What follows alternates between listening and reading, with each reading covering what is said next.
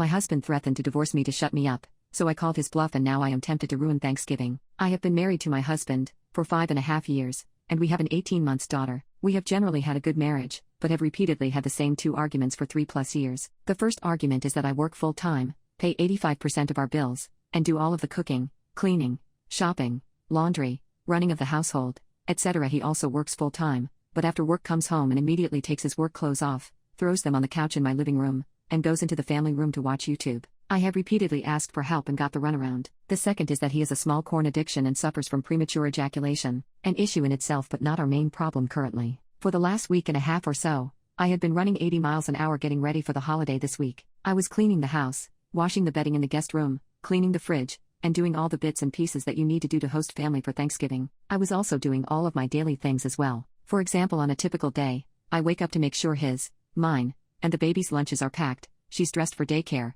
my work bag is packed, drive to work. After work I drive to the daycare to pick up baby girl, often taking meetings via phone on the commute, do any errands that need to be done, grocery, Costco, pharmacy, etc. Come home, immediately breastfeed the baby, start dinner so we can eat once he's home, give the baby a bath, let her play while I clean off the table, do the dishes, clean the kitchen, tidy up, feed her again, get her to sleep and then finally take a shower myself. It's basic daily tasks, but I don't stop until 9 to 10 at night. Last week I asked again for help but was told that he needed the break because he was tired. I naturally told him that I never get a break and I'm tired too and need help with the house, and if he can't contribute half financially he can at least contribute half of the cleaning. He shut down and just gave me the silent treatment for 2 days, then asked me if I wanted to go to his mother's house with him and the baby. I said only if he wasn't going to ignore me the whole time. That was the match that lit the fuse. He exploded. Evidently, I have done nothing but be for the last 3 years. He hates cleaning and isn't going to do it. And if his contribution is such a big deal then we should divorce. I asked him to explain what that looks like to him. He said,